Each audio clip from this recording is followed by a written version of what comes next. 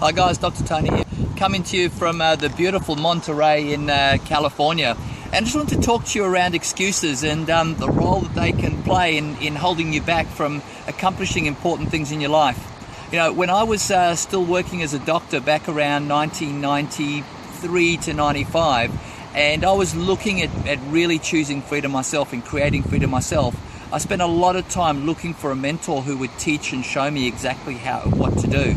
And I eventually found one. And you know, when I first asked Kim if he would work with me and teach me how to create freedom, then his first answer was no. And I was quite confused about that. So I said, what do you mean no? And he said, well, look, he said, the reality is that because you're a doctor, you're probably going to want to know the answers to everything, why we're doing it, how we're doing it. You're probably going to want me to write a thesis to explain the theory behind it before I took any action. And the reality was he was probably right. But what he was also doing was disarming me from certain excuses that I might have. And he said, look, I'll work with you on one condition. You do what I say, when I say, how I say it, and afterwards I'll explain to you why we did it that way. It's called working on the job. And I looked at it and I said, okay, fair enough. That sounds okay. I'll do that. And the next thing he said to me is, he said, right. He said, now you've got a decision to make.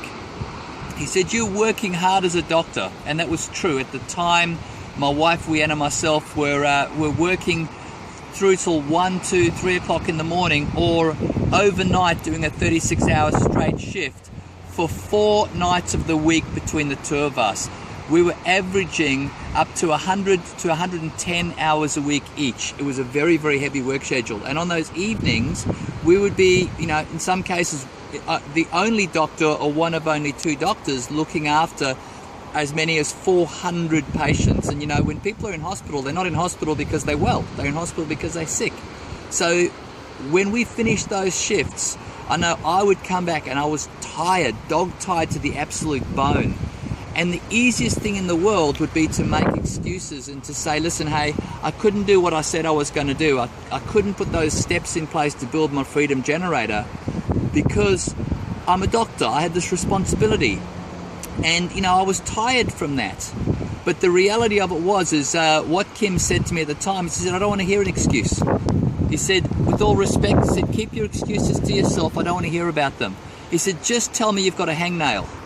And I was going, what do you mean a hangnail? You know, that little bit of skin that occasionally annoys you and it just comes off of your nail bed? It's like, it's a really annoying thing. It doesn't affect your life in any way, but you can go, oh, look, I had a hangnail, so I couldn't do it. And he said, look, he said, it sounded so ridiculous, but here was his rationale behind it. He said, listen, he said, you can have the best excuse in the world. And by the fact you're a doctor, some of those excuses would be so acceptable that everybody around you would understand. And they would say, well, of course you couldn't have put that effort in. Of course you couldn't have done what you said you were going to do, because look at your responsibilities. Or look at what happened that night in the hospital that, you know, had you, you know, rushing around, you know, saving patients and the like.